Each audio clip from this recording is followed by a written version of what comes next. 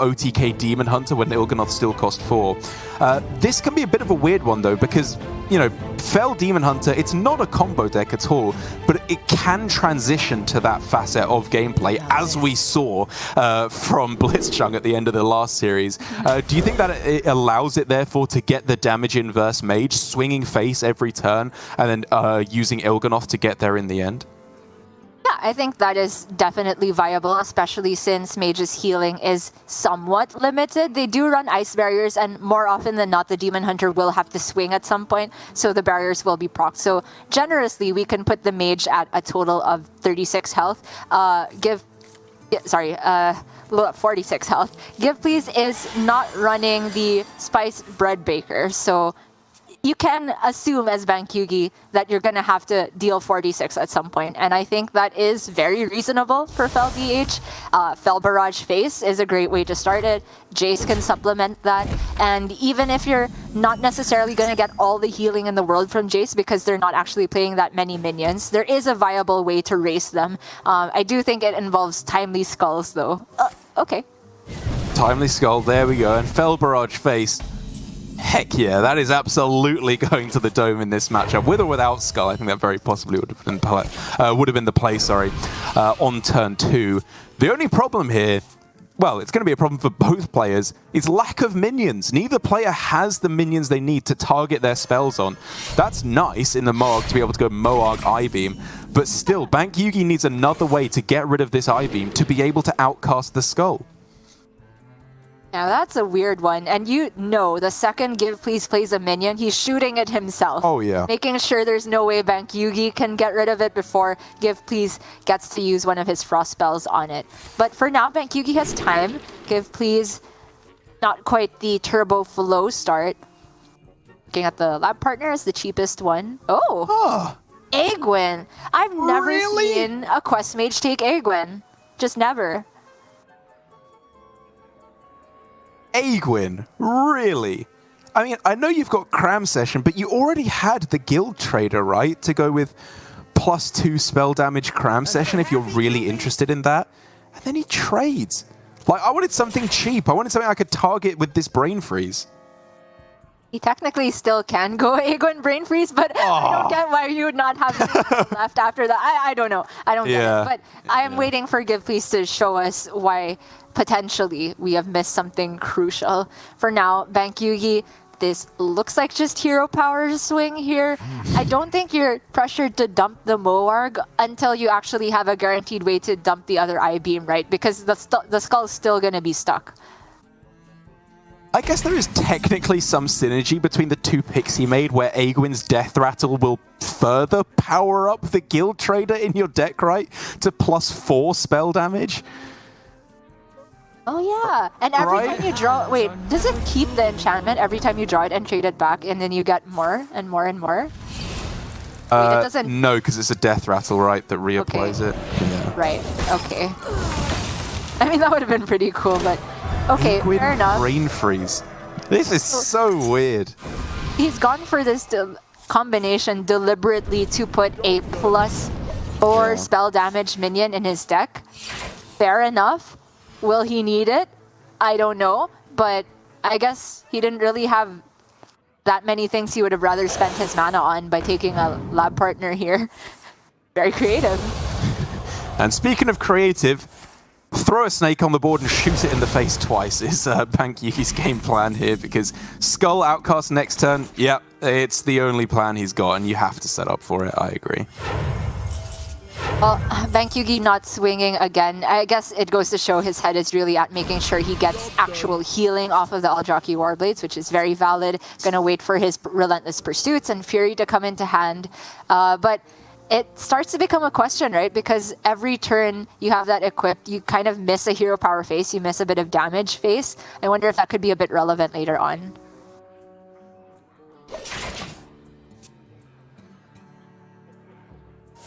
Okay, here we go. Looking for the combo pieces. Once again, it's a matchup where Il'gynoth, any damage card you can get is a big deal. That's not really what you're looking for. Eldrazi you can always preemptively equip, and the mana discount is rarely relevant. Yeah. But it does mean that Bankyugi is going face now, knowing that he will be able to have that other one at any point for healing if he needs it. Draw, forgive, please. Just deliberately not going for flow this turn. I mean, you can still do that after the fact.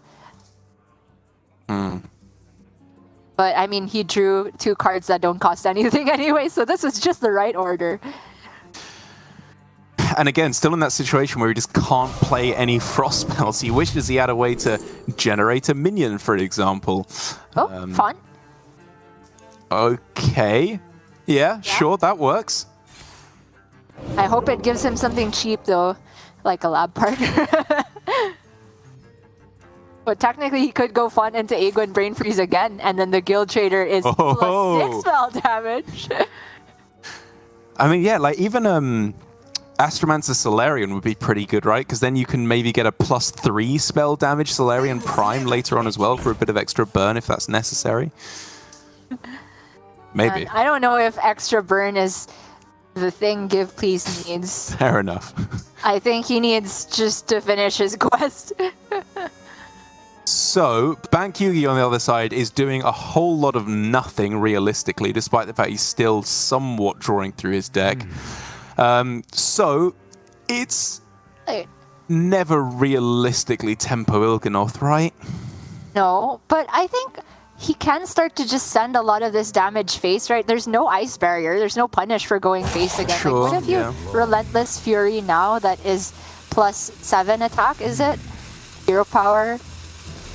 But GivePLZ down to 13, and so Ilgi, Moarg, 1 card. It's just 12, and there's not enough mana.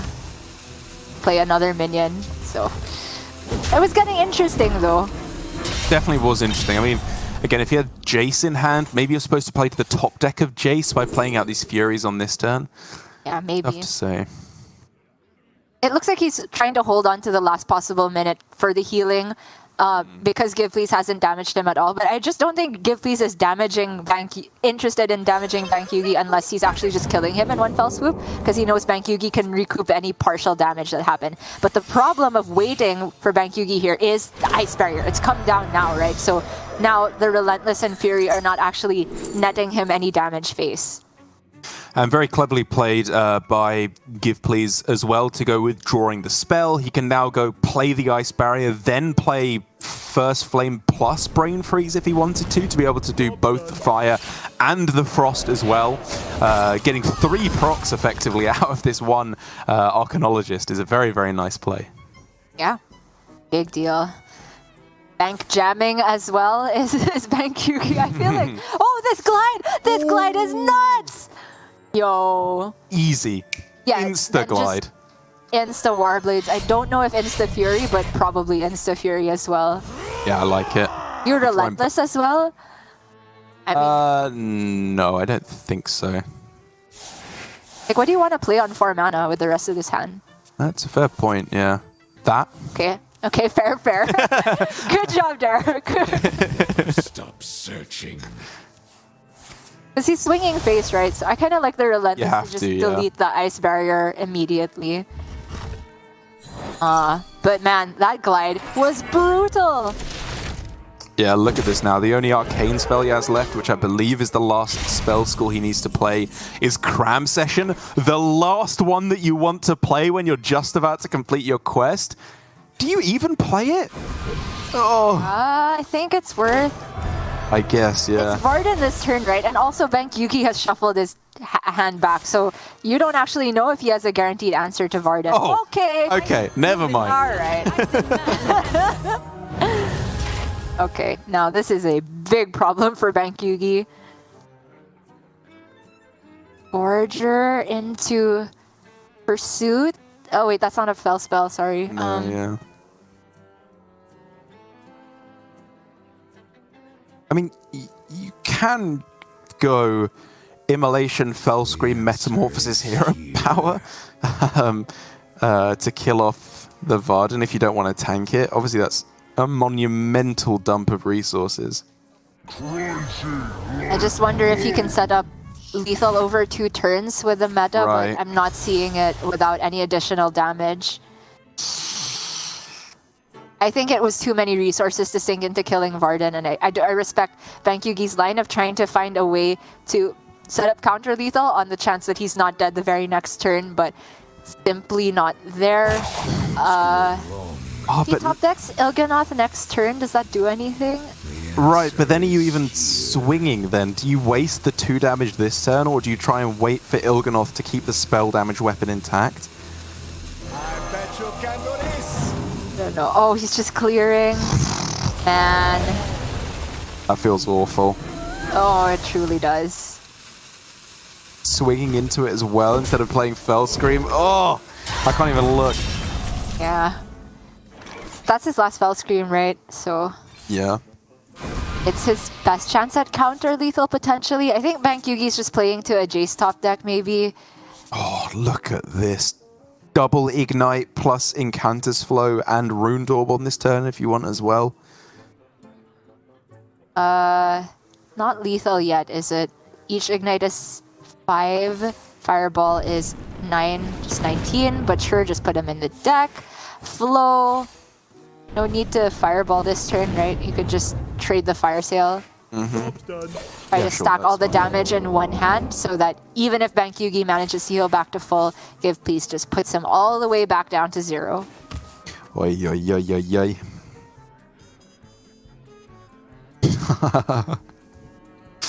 Oh, yeah. Yeah. It's just not there. He's missed the power cards. Like, he didn't reduce his Il'gynoth. He doesn't have any cards to go alongside the Il'gynoth. He hasn't drawn Jace, so he can't push all the damage face and hope that that gets there. The answer. Just not even close this game. He's healing. Sad. Goes back up to 30.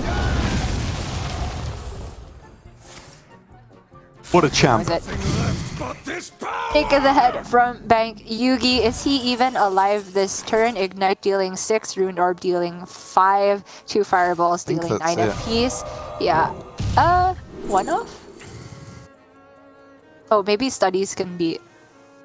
Yeah, because that's 1 mana. Yeah. He was either 1 mana off of ping. Oh, wait. Never mind. Egwin and Guild Trader coming back to haunt him. Just trader and trade it, right? It's fine. You can ignite. Fireball. Trader. Oh, man, you're right. It is 1 off. I mean, you could go just Egwin Fireball or Guild Trader Fireball Ignite on this turn. Just to squeeze in the extra spell damage seems worth to me. What if you ping and just chill? Yeah, I guess there's some consideration to not playing anything because of Jace, right? Yes. Yeah. I got it all. I mean, you could just end with second flaming your Guild Trader, right? If you're afraid of that, I suppose. Sure. Yeah, and then Jace can only hit itself, and there's not even been like a Chaos Leech played, right? It won't heal for that much, but he's just gonna leave it on board. Yeah, that's the game. That is the game. Sad one for Bankyugi, just didn't get the kind of hand that you need. Squeezing in the Metamorphosis earlier, I mean, I'm trying to think back if that was a possibility. I don't think it would have made a difference anyway, but it's the kind of thing that you can maybe set up for an out with Jace if you play the Metamorphosis and then replay it in order to be able to deal the extra damage. But it just wasn't even close to getting there. As you say, a very standard game from GivePLZ. Turboing out his Mage quest, getting an expected win. You know, the Mage, I think, overall was just in a very good spot against the likes of Shaman, Warlock, and Demon Hunter. In my opinion, it had 3 good matchups. I'm still a bit curious though if Bankyugi had any room to be a bit more aggressive with the weapon. Kind of looking back at this pan out, GivePLZ was deliberately not damaging Bankyugi or not bothering to damage him until the quest was done, right? So you can kind of, as the Demon Hunter, say, if that's their game plan, then I don't need to save the weapon charge for healing, maybe.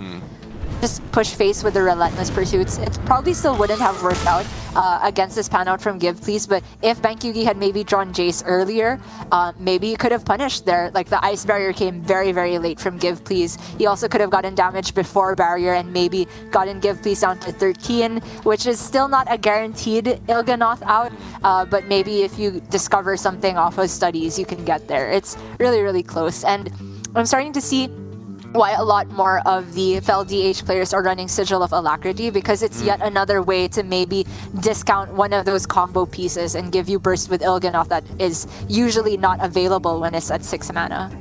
We've already seen today how impactful that can be from, who was it? Shaxi. Oh yeah, right. It was very recently. It feels like hours ago at this point that it happened, but it was only last series with Shaxi. But moving on to the Quest Shaman now from Bankyugi. A little bit of an old-fashioned list. I think that Entrapped Sorceress doesn't really feel au fait anymore, with it becoming so dead once the quest is completed, and of course the modern school of thought being to try and turbo out that quest as quickly as you possibly can. And even then, like, one of the things I weirdly found is that when I had Entrapped Sorceress in my list and I played a lot of the Mirror, I'd obviously keep Entrapped Sorceress in the mulligan because that's about as good as it's going to be. And it wasn't even the best thing you could do in the early game. It wasn't even that powerful because you just want to, again, play these overload cards, get the quest completed quicker, and 3 mana on playing a 3/4, maybe you get an overload card off of it. I don't think it was quite consistent enough for my liking. No, I agree. Sorceress and Marshspawn both fall into that kind of category where on curve they seem really good, right? Because you're getting a body and value. But if the value is not actually overload, then you fall behind in the long run. And so the double wand makers for Bankyugi also have sort of a similar feeling to them. But you have to play the odds, right? The wand makers have a chance of getting you Lightning Bolt and Guidance, and if not that, Overdraft, which are all like sort of in line with your overload game plan. So it's much more likely to get you something good and progress your quest compared to Marshspawn and Entrapped Sorceress. The thing that Bankyugi is not running, though, that I've also seen other players go for instead, is the Primordial Studies. I feel like that's a pretty good card because it's quite likely to hit Novice Zapper as well, and the spell damage can be super useful with the Perpetual Flame. But yeah, Shaman lists are consistently evolving, as is the Brute list, I should say, because some people are not necessarily running Kayn Sunfury anymore. They've got the Royal Librarians there instead, because they can go down to 0 after the quest, and they can get rid of taunts the way that Kayn would.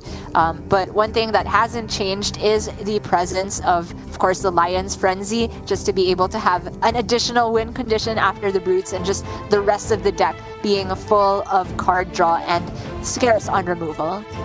Yeah, we still see, as you're saying, in terms of the evolution of the deck, some players going with a little bit of removal, like Chaos Strike is in there, kind of debatably removal. We're seeing Soul Shears go in and out of the list, mainly, of course, because they allow you to get more Soul Fragments in your deck and therefore increase the rate of your card draw and get those Brutes down more consistently. But right out of the gate, I'm seeing a premium hand for Bankyugi, sorry, and a lackluster hand from GivePLZ that's kind of improving with the Sigil of Alacrity being found. Outside of that, it was looking like a pretty rough hand.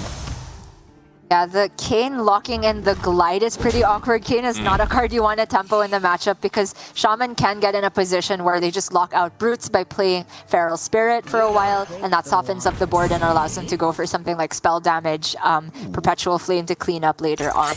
So we'll see if GivePLZ is just going to end up on a non-outcast Glide, or if he's going to play Glide at all, because if this double jump cooperates, we could be seeing early Brutes, Derek.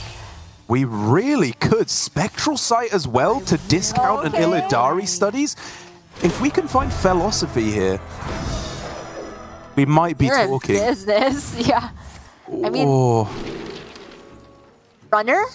Okay, that's a playable. That's a Brute. That's one Brute. That'll do. Yep. Big deal. It's early. Bankyugi with the Raya smile. We've all been there. We've all been Bruted, dude. That's the Brute face, through and through. Okay, looking for not Torrent. He didn't play a spell last turn. But something to help kill this Brute. Right, so with the Bloom available, it could be Bloom, Molten Fury, Coin Perpetual Flame to clear the board. I was kind of interested in, but Bankyugi's clearly got something else on his mind with just, okay, Feral Spirits coming down instead. Sure. Yeah, if you had gone for Bloom Perpetual, yeah, you still get the quest completion, right? As long as you're able to unlock the crystals off of Bloom and the Perpetual, it's fine. But I think this is also decent for Bankyugi, right? GivePLZ is not running Soul Shears that I've seen in some of these Brute lists. He's not got the... he's got the Spirit Jailer still, but still one Chaos Strike, which I think some people have been cutting for Soul Shear. Bankyugi just trying to soften the Brutes up with the Feral Spirit instead, and then maybe catch GivePLZ off guard with the Molten Blast. So, when are we going with Glide here? Because obviously you could just go with 3 mana Glide right here, as he's doing, and hope to get some discounted cards that you can play right away. But he does like get rid of a discounted Acrobatics from hand, which was looking kind of tempting. Yeah, I was looking at that for that turn, but I guess he wasn't convinced it would give him quest activation quick enough, or possibly it makes the Glides even more dead in hand because GivePLZ would just shuffle even more cards back to his deck.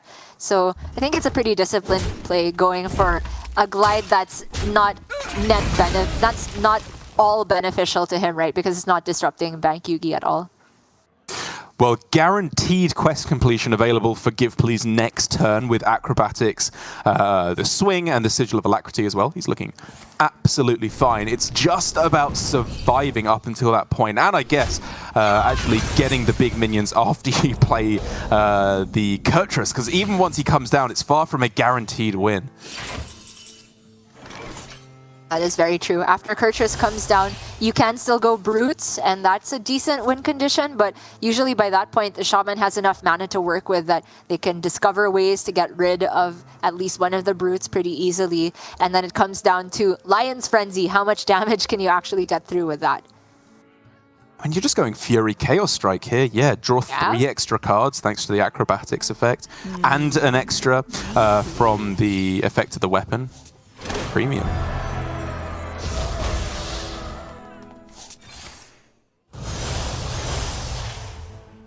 Every card drawn, closer to the second Brutes. Oh, not yet, not yet. Bankyugi lives to see another turn. But it's awkward for him as well. 4 mana because of the overload. He would love to be able to play something extra here, but not meant to be. He is just gonna get second quest done though, which means that Rakan available in, I guess, 2 turns. The Primal Dungeoneer likely to pick Bankyugi up another overload spell.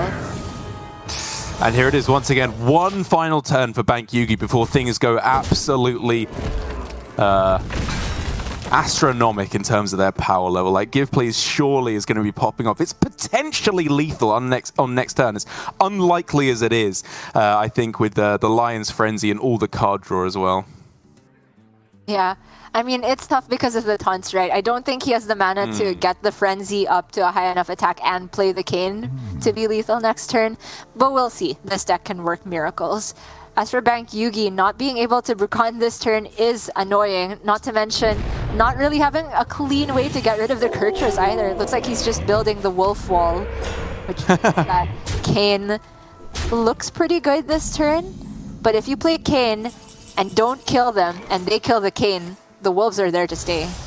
So this just has to be a million Brutes on this turn, right? Surely there's no way you don't hit it. I don't know.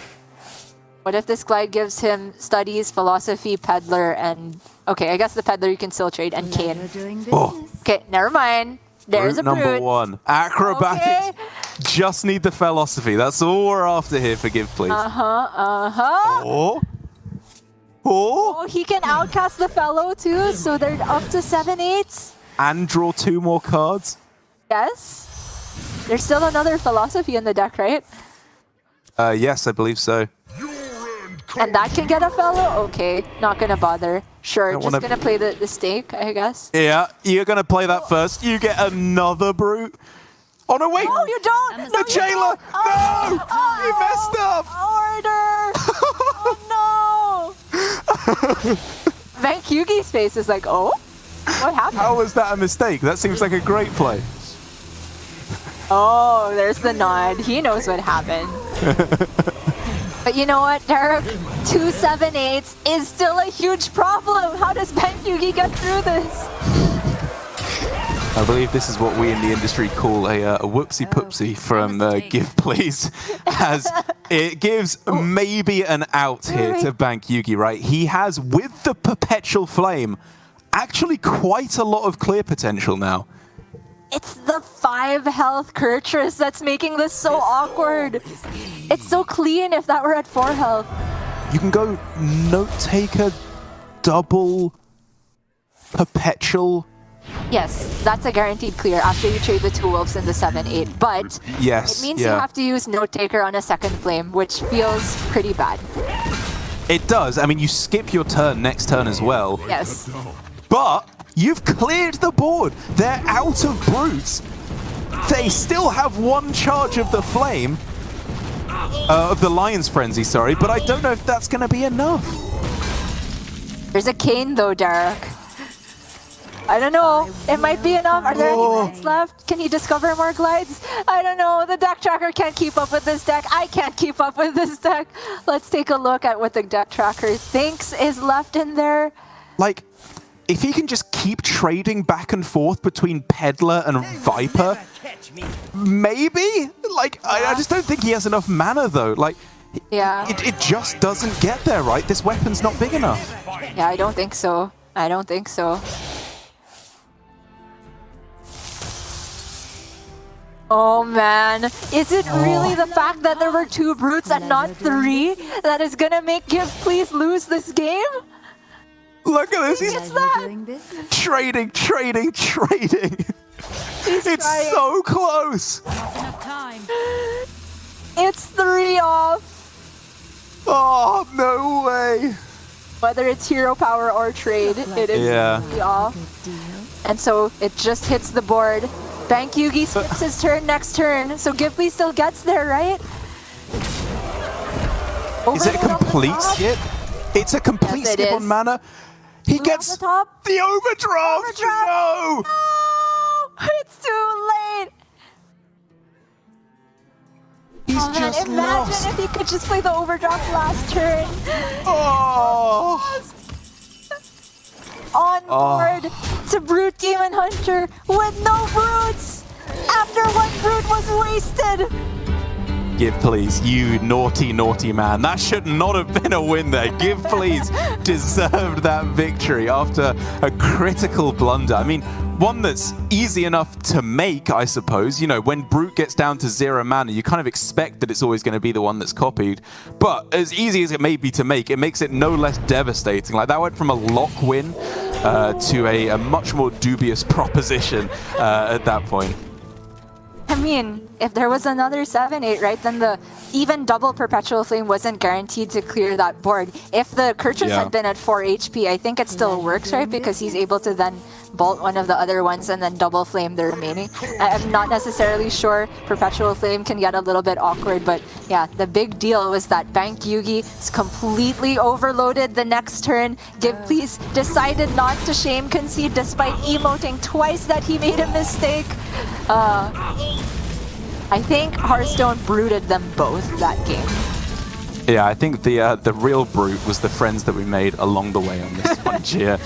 With GivePLZ up 2 games to 0 now. Obviously a very sketch one there, but does manage to get the win, as is the important factor. And so now, with both the Demon Hunter and the Mage out of the way, it's only Garrote Rogue he's got left, and as long as we don't see something of that nature with this deck, which is very unforgiving, I will say, in terms of the mistakes you're allowed to make, I think that GivePLZ is just unbelievably likely to get the win. He has 3 good matchups with Garrote Rogue. He just needs to win once. That is true. against Mage in particular, this list from GivePLZ, which has cut a prep for a broomstick, I feel that's not going to be a useful card versus Mage at all. And it's a liability if it hits the board and doesn't immediately kill something else, right? Because we saw from Possessy that if you are going to go for a pop-off or even a mini pop-off, you want to make sure the board is clear at the end of it. Or if you accept you're leaving a minion, then you kill them the next turn so that even if they go Varden, that they can't kill you that turn. Right, yeah, but Bankyugi doesn't even have the Mage on the other side. Yeah, it's GivePLZ with the Mage. It's just the Warlock, Shaman, and Demon Hunter on the other side. I think all of which, yeah, are just good matchups for the Rogue. Sorry, complete brain fart from me. No Anyways, worries. yeah, so this matchup instead, we did already see this a while ago. The Rogue is generally faster than the Demon Hunter to getting there, but there is damage permanence versus Rogue, right? So you can go for one of those hands where it's just like Warblades. You can tempo Moarg, don't care about it. Just try to get it in there for 2-4 damage. If that is able to stick there, Relentless, Coin Jace. Sometimes that can get there. Yeah, I mean, it's a reasonable enough hand, actually, I will say, for Bankyugi. Like, the Felgorger, the Metamorphosis, the Relentless, it's a high damage hand, which is obviously exactly what you're looking for in this matchup. Short of going Skull, Gul'dan, Skull, Il'gynoth, and then kill them, is the absolute dream. But on the other side, speaking of the absolute dream, GivePLZ is not far off of it with Shroud into Octobot, Procket, Field Contact. He's got the nuts. Crazy. I was gonna say, is it just Philosophy and coin out a 3-5 Moarg? Is that crazy? I don't know about coining it out, but I do like the idea of taking the 3-5 Moargs, yeah. Is that the incremental damage from Rogue throughout the minions going face and maybe a couple dagger hits, I feel is not a big deal for Bankyugi to heal back up with. True. Even if you lose your Moargs. Like, even just a Arcanist Fellscream should be able to heal back any incremental damage they get. What you're really scared of is the full combo where they've emptied the deck, they guaranteed get the Garots. And if you give them all the time to do that, you almost 100% lose. No, I agree, yeah. I definitely think it's about applying pressure. I'm just not sure as to what is the best way to do that, because not being able to go coin Jace, coin Felgorger, I don't know, it's very close to me. But I fully endorse, obviously, playing on this turn. That's true. It's just whether the coin is worth it or not. And I agree, the curve from Bankyugi does look like Felgorger, meta, turn 6 play the other Moargs, fit in the meta ping, and then coin Jace. But the Jace isn't actually doing anything on that curve, right? It's refreshing your meta, that's it. And playing another Philosophy, I suppose. Okay, he does play the Brain Freeze. Honestly, here I was wondering for GivePLZ, sorry, if it was just Octobot and Procket, probably with Org Merchant, but maybe even with Broomstick and rush it in, and just leave the Moarg on the other side. Give yourself a target for your Brain Freeze next turn to get one more proc off the field contact. That's true. Like, you're not really scared of any Fel spell that early against one Moarg on the field. We'll see. GivePLZ has plenty of draw. Even if he doesn't hit Shadow Step, he already has the other field contact. So here we go. Broom gonna come out. Og Merchant on his field contact, most likely. They're gonna start one Thief instead. Ooh. Doesn't matter. You probably take Flow, but I doubt he has the time to even play it because it's just another pop-off turn next turn, right? Yeah, I agree. Like, maybe because he's only playing one prep, Flow becomes a bigger deal, but I mean, as soon as you draw one Garrot, it kind of just quickly becomes not even worth it. So is this Flinger Og Merchant or just Foxy Fraud and hope you get a combo spell off the top or a combo card? Using for option A. Okay. Now I think it's really Og Merchant, right? Because you can go Foxy Prize Plunder with the second field contact. I guess, yeah. I'm just wondering... Yeah, okay. I was going to say how much ammunition do you want to save for the second field contact, but realistically, you're probably not playing field contact next turn anyway, right? Unless you find Shadow Step, because you do need to be able to use the second contact for your actual combo turn, and with 15 cards in deck, it's a little ways off. That's true. And that means GivePLZ could take a turn off and go Flow or yeah, Foxy Swindle. You can do both. Field Contact is not 100% need to save card because again you can get that last proc or last draw with a Swindle or a generated Golem for draw, but I agree, more often than not it is wiser to save it because you don't often get in a spot where it's just one draw you need. Unfortunate draw to get the second Garrote on the turn when you're going to go for the Incanter Slow, but it does something. A 0 mana Secret Passage. I was going to say next turn, but hey, why not this turn as well, I suppose, is not terrible. I guess with the Flow Blade, there's a couple spells he could dump, but doesn't hit on a 1-cost minion. To be fair, there are very few left for Give Please. It's just the other Ethereal and the other Prize Plunderer. I guess the other Swindle would have been a good hit as well off of that passage, but only deleting one card off of it is kind of a problem because, like you said, Give Please doesn't necessarily want to go off with the Field Contact the very next turn because he doesn't have guaranteed lethal just yet. And now Bankyugi is turning on the gas. Metamorphosis activated, Relentless Pursuit, Fury in hand. He can set up the 2-turn Jace lethal, I think. I think I like from Give Please going for the Secret Passage last turn, because whether you go Secret Passage last turn or, like, if you go Secret Passage this turn on turn 7, you're always having to wait until turn 8 before you get lethal anyway. Whereas with his line, it potentially gave him the chance of getting lethal on turn 7 here. Obviously, doesn't look like that's going to happen now. I think he needs to try and find Shadow Step in order to bounce back his Field Contact to hand. Oh, yeah. And there it is. Gets to play a Neophyte as well. That's really sick. And the Swindle. Yeah, true. Original hand had 6 cards, if I'm not mistaken. So he'll go up to 10 if he plays the Neophyte. Oh, no. He'll go up to... He'll lose a couple cards from the right because he has to stuff his Field Contact, right? Well, he could step first then if he's going to overdraw and then play the Neophyte, right? To draw one less card. Yeah, I think so. Anyway, this last... maybe I miscounted the original hand, or quite possibly maybe the cards on the right side of his hand weren't useful anyway. But we'll see. Wow. There were some Garrotes on the right. I'm a little bit scared. Just burning prep? Oh, is that better than just leaving one card in your deck? Okay, that's fine. That's fine. Still ends up at 10 cards though with this. Yeah, he did make a mistake with that. That means the Shroud gets burned? That's not a big deal. No, it's Octobot, right? Oh, is it Octobot? The last card? Oh, is it Octo? That's a big deal then. Because that's huge. He got rid of Prep because he thought he didn't need it with Octo, right. Which is true. The Garrotes can go down. But now is this not lethal anymore? I think it isn't, right? Wait, he doesn't... Yeah, without Octo... He can't give spell damage. He has no health on his minions. Exactly. Yeah. Oi. Uh-oh. It's a huge blunder. Like, he has Ignite. Does that ever do anything in terms of, like, replaying your Ignites over and over? He just doesn't have mana. There's no mana. Bankyugi's face is like, oh? That seems like a bad card to burn. It's like, okay, you threw the last game and you won it anyway. This time, surely I'm rewarded for my opponent just throwing away the Octobot.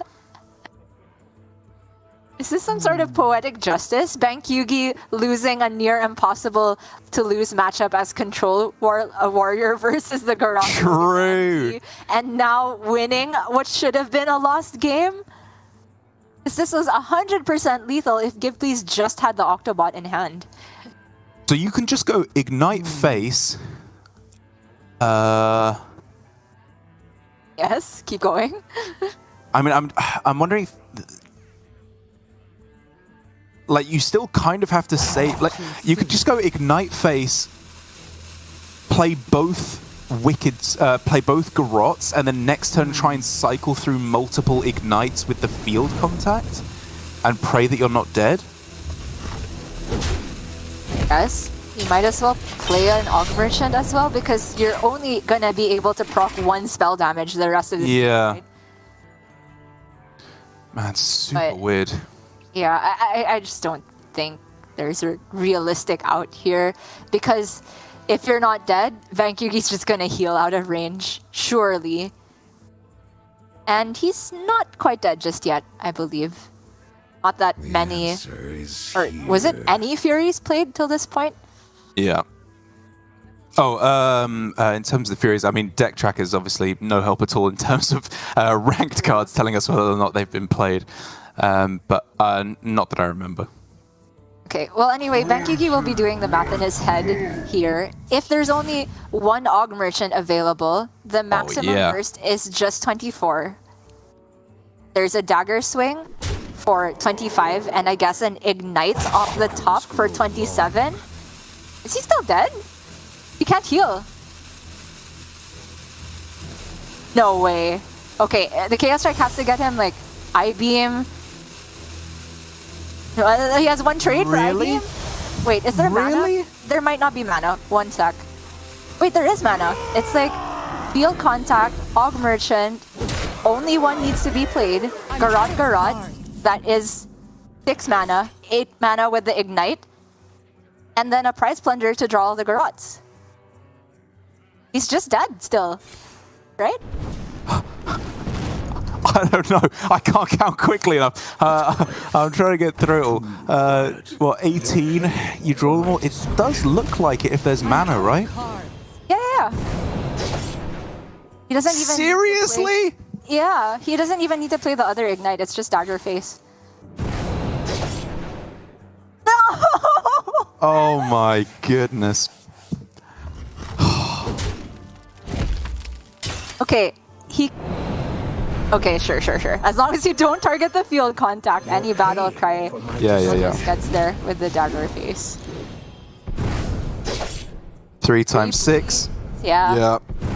Oi. 3-0 sweep from GivePLZ. And I've got to say, as he well knows, one of the shakiest series we've seen in quite a while here in Asia Pacific. This seems like a throwback to the good old days, the Wild West period of APAC, when play was not up to its usual snuff.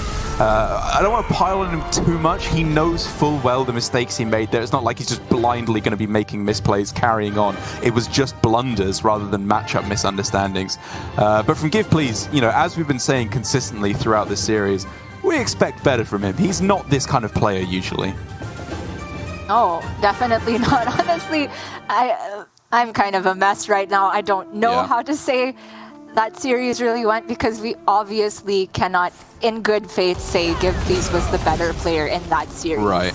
Bankyugi should have won this game. It had to be GivePLZ getting incredibly lucky to get there without Octobot by having a generated Ignite, and Bankyugi getting incredibly unlucky to not have a single healing spell or Eldraki Warblade, because GivePLZ couldn't get 30 damage, right? I think it might have been 28 maximum. I have to go back and check, but certainly not 30. Yeah, I think you're right. Maybe it was 30 with another Ignite, because he still had a couple mana remaining. I don't know. But still, he played so bad. He did play very bad, yeah. That was not what we're looking for. GivePLZ will, of course, be playing tomorrow, given that he advances through alongside Okashinsuke from Group D. I hope that he just takes a good rest, gets his mental game in check, makes sure he's counting before he plays his secret passages, because we expect the best from GivePLZ, and he can deliver it to us. He won week 1 in a good spot in the standings overall, and I hope to see him go through to the playoffs. But he's got to get this sorted out, and tomorrow he has a chance at redemption in terms of his play.